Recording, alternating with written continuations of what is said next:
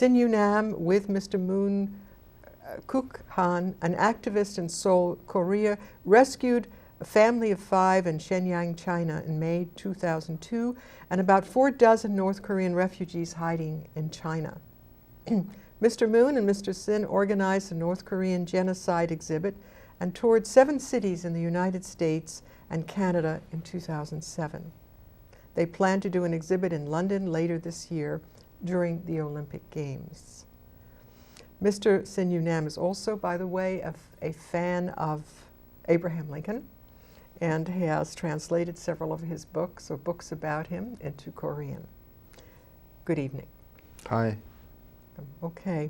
So your concern, let's get some background here. You say that 3 million people died of starvation in North Korea during the years 95 to 98. This was a result of a famine, is that correct? Yes. Okay. Was that a natural disaster, or was this something as a result of political mismanagement? How did that come about?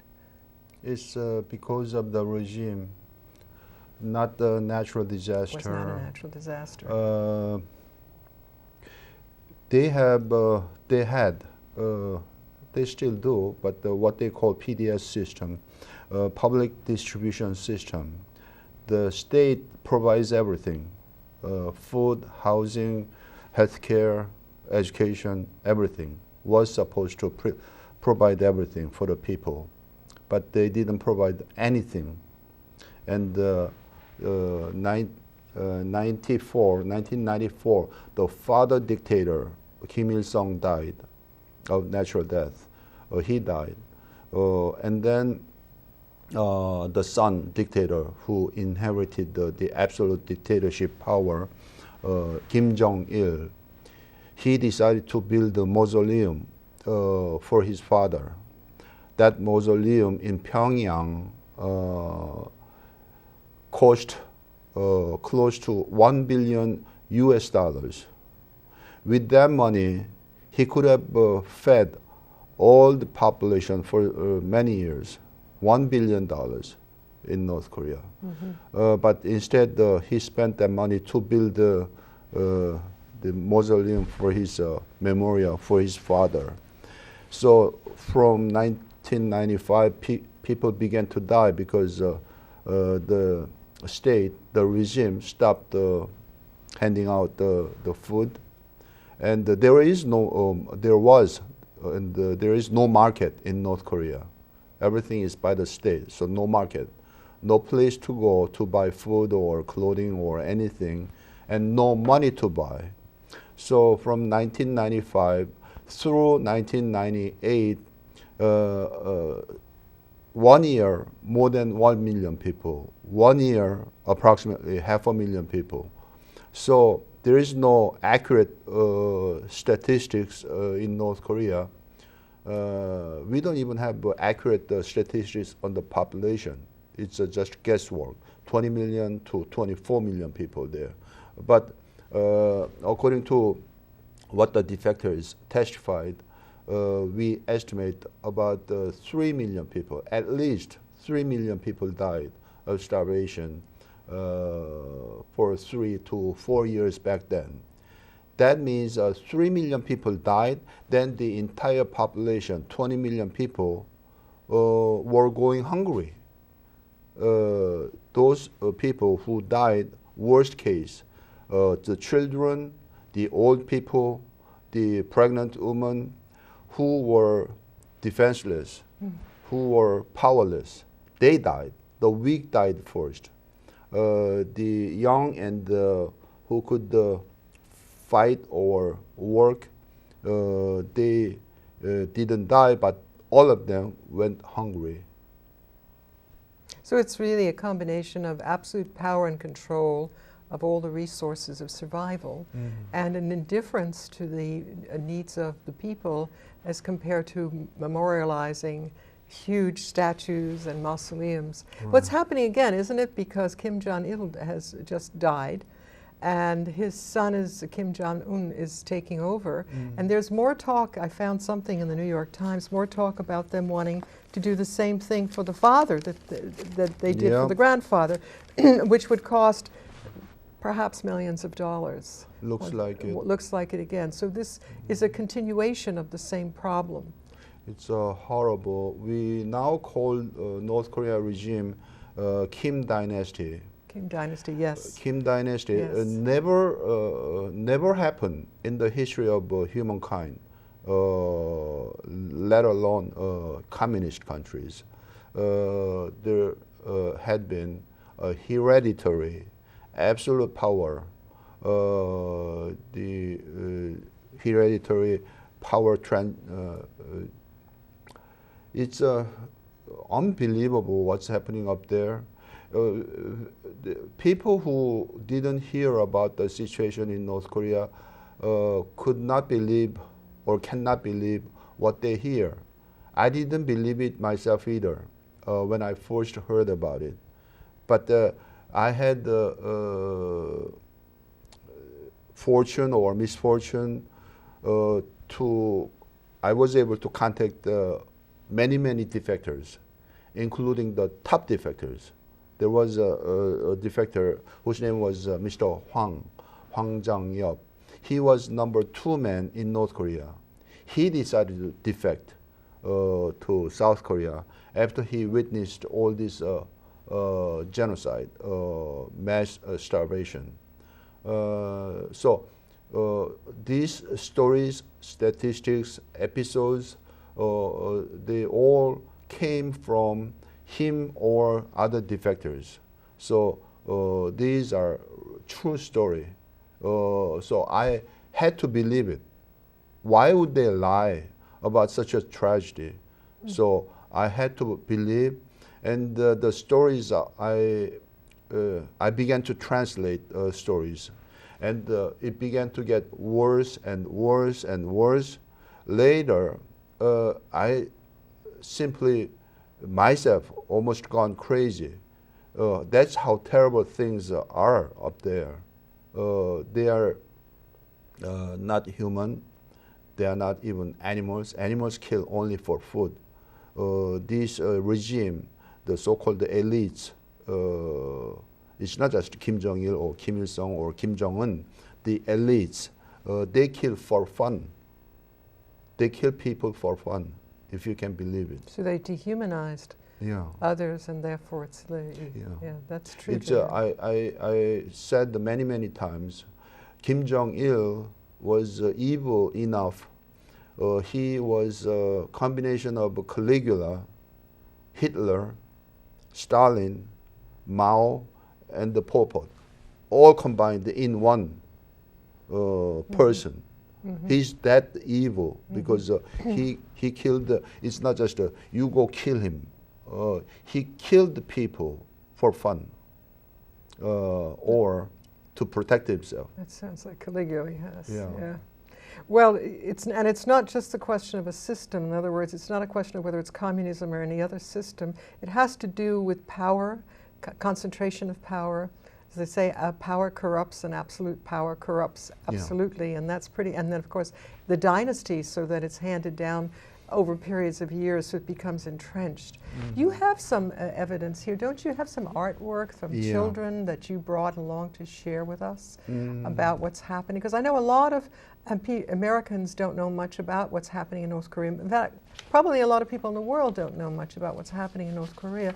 Pretty much kept as a fortress, as a kind of silent fortress. Yeah, it's they said that Korea, the peninsula, was called in the old days, before communist or before South Korea, it was called the Hermit Kingdom, because their policy, the king and the high class, their policy was shut out the outside wall. We live ourselves. Now North Korea is like that. Yes. South Korea has become number 10, 11, 12 world economy. They opened up, they traded, they sell everything from cars, ship, and TV, electronics. They sell everything. And they import a lot of things now too. But they are open and democratic and capitalistic. South Korea, open market system. North Korea, completely shut. How do they survive? I mean, what kind of economy can they have? If They don't have economy. They don't have any. So No economy. So it's really a very poor country then. No economy whatsoever. The family of 4 live on about $10 a month. That's how poor they are. That's how rotten the regime is. If you can believe it, they can. If only they have $10 a month, they can survive. The imported the corns and those things, the barleys, they are very cheap. They can make you survive. They cannot eat rice. Rice much more money, but the $10 a month, that's what they need to survive. Family of 4. That's what we try to send, if we can, to North Korea. We don't want to send food aid or anything to North Korea because they get diverted to the army, Kim Jong-il's army, personal bodyguard army. So even when there's a compassionate aid sent there, it's not even getting to the people. No.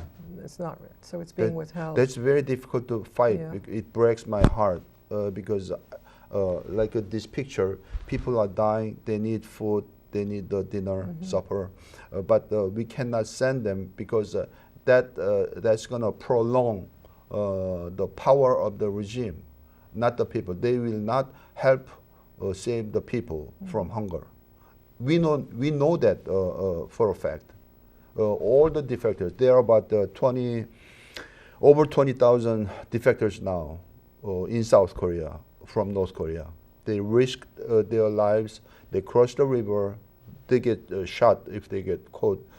They cross the river, go into China. China is another barbaric land. No democracy, no human rights, no. And they somehow survive China and then escape to South Korea. Then they are free. And all these 20,000 defectors, without a single exception, they all said, don't send food by the truck, by the ship, by the plane, because they go directly to the army. We've never seen sack of rice from South Korea. That's what they told me. Okay, so there's the government is not protecting the people, but in fact that's an understatement, if anything else. Now, the only interest apparently internationally that North Korea brings to mind is the nuclear proliferation. There is kind of concern there about the kind of power that gives them, and that gets some attention internationally, but very little less so human rights, which is your concern primarily. You're an architect and a businessman, but your concern is human rights. There was a report you brought to my attention.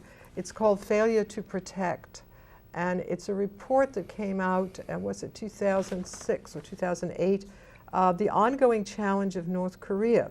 Now, what's interesting is the people who presented this report are internationally famous for their work in human rights. And one of them was Václav Havel, who was the former president of the Czech Republic and who unfortunately recently died. The other was Kjell Magne Bondevik, former Prime Minister of Norway. And the third person was Professor Elie Wiesel, Boston University, and who works in Holocaust studies. And they produced this report, The Failure to Protect, and they documented the problems that state North Korea has failed in its responsibility to protect its own citizens from the most severe violations of international law, and urged a robust international response through the UN security. That's what the authors of the report asked. They want the UN to work on this. The evidence and analysis contained in the report was highly disturbing. North Korea allowed as many as 1 million people, and possibly many more, to die during the famine in the 1990s.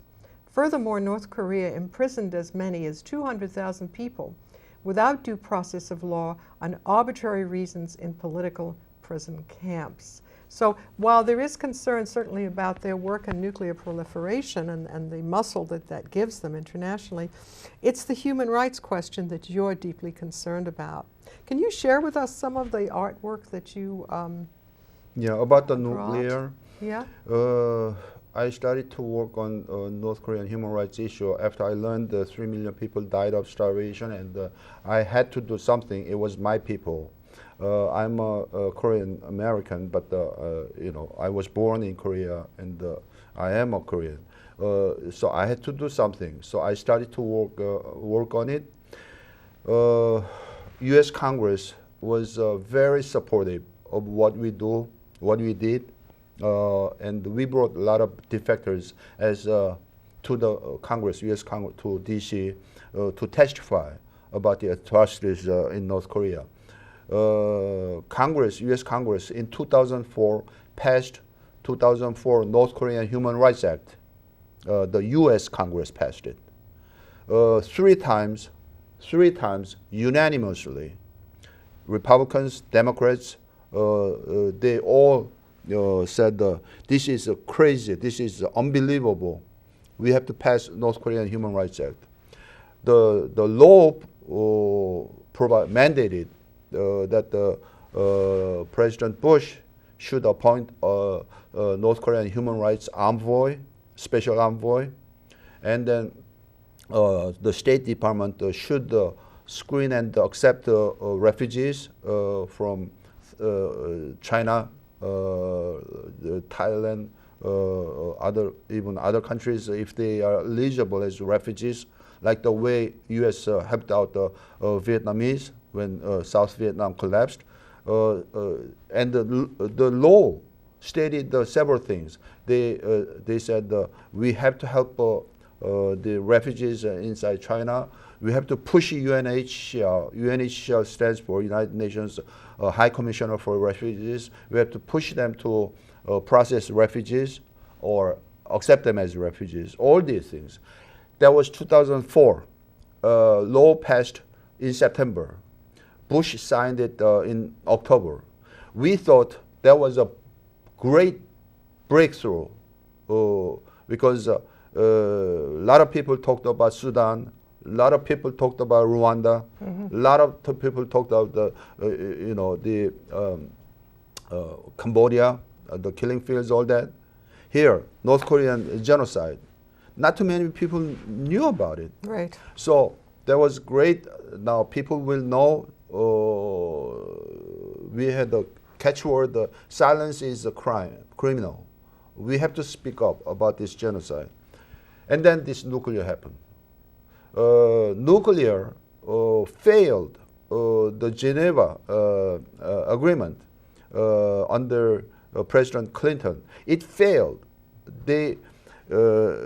Clinton and the South Korean government, they said they agreed to build a 2 light water reactor instead of enriching uranium and all that. But North Korea cheated. That was 1994 when they agreed. Agreed the framework, so-called. So North Korea always lied to gain something. They would sign on any paper. They get something, and then they never kept the promise, verbal or written. And then all of a sudden, 2003, they started this 6-party talk.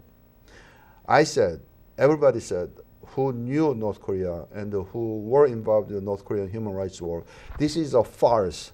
This doesn't get anywhere. If only we can really see any 0.1% the chance getting rid of nuclear weapon or the test and the program in North Korea, do it.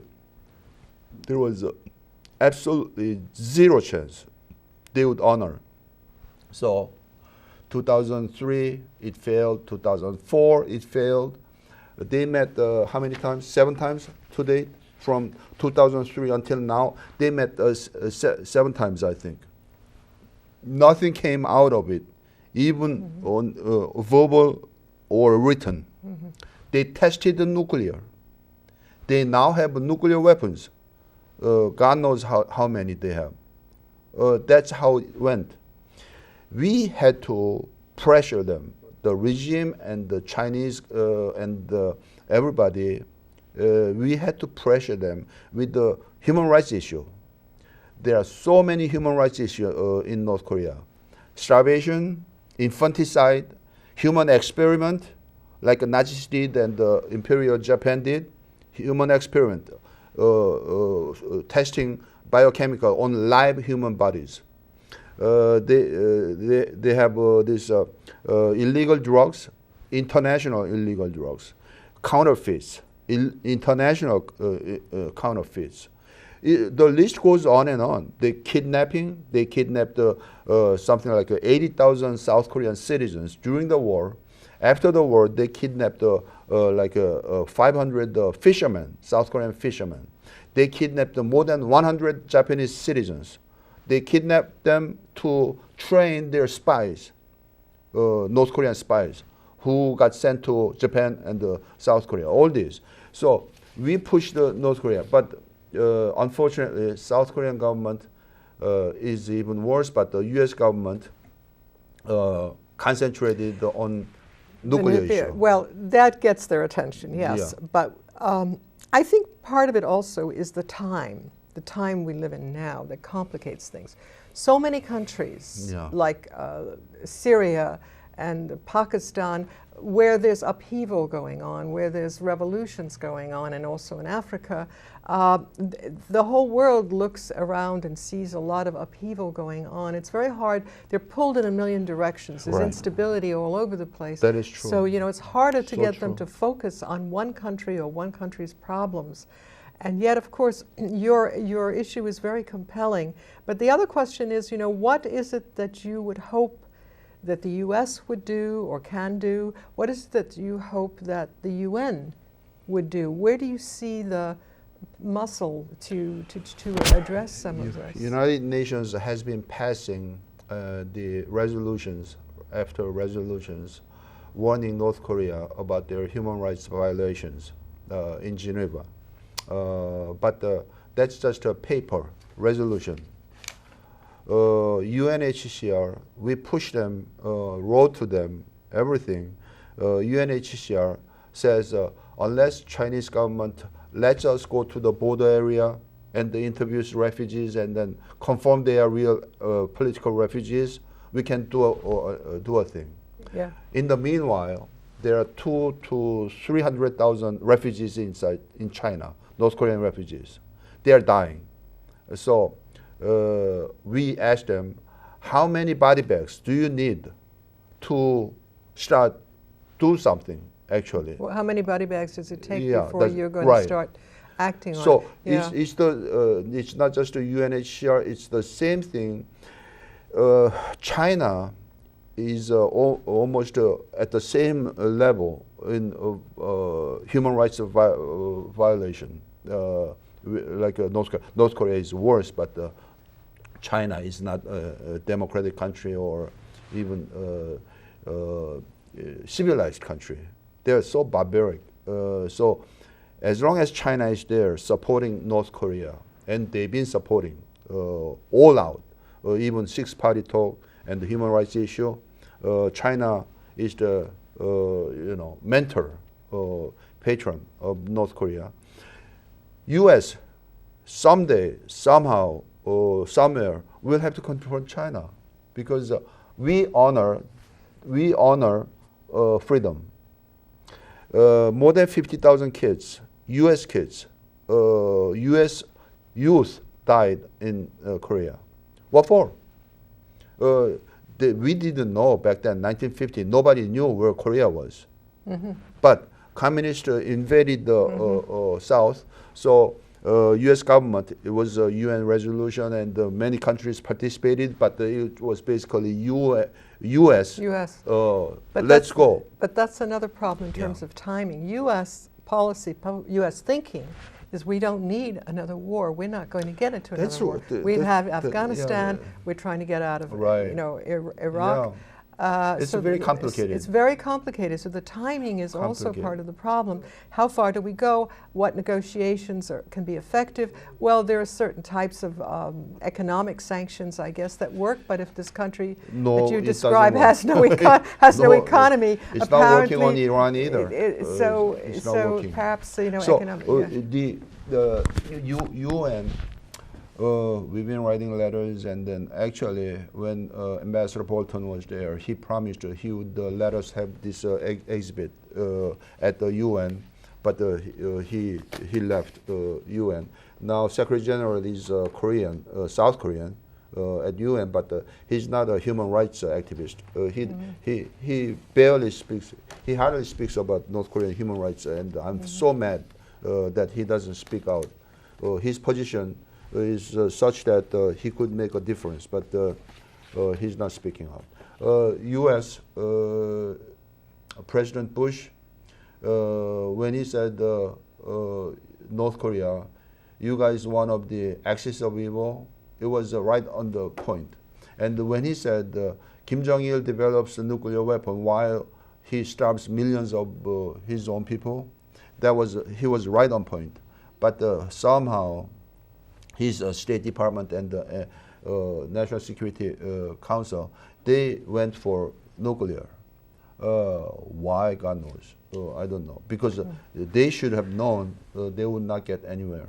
Oh, I think they saw that as giving them the muscle, giving North Korea the muscle to threaten the rest of us, and therefore they did, stay away from me. I'm going to share. You shared this book with me. Okay. It's called translation from the Korean, "Selling My Daughter for 100 won," which you told me is 10 cents. Yeah. And it's the real truth of North Korea. And there are a series of poems, and I'm going to read one of them that you showed me. It was written by a defector poet. Mr. Chang, and it got published in Korea. Jin-seong? Yeah, Jang Jin-seong. Okay. And it got published in Korea in Korean, and then published in Japan in English version. Okay, I'm going to read this poem that you shared with me. It's called "Selling My Daughter for 100 won." The woman was emaciated, the sign hanging from her neck, "Selling my daughter for 100 won." With a little girl standing next to her, the woman stood in the marketplace. The woman was a mute. She gazes at her daughter and her maternal feelings being sold, cursed at by passer-by. The woman only stared at the ground. The woman had no more tears. Clutching her mother's skirt, "My mother's dying," cries the daughter. The woman's lips tremble. The woman knew no gratitude. The soldier gave her 100 won, saying, "I'm not buying your daughter, I'm buying your motherly love." The woman grabs the money and runs off.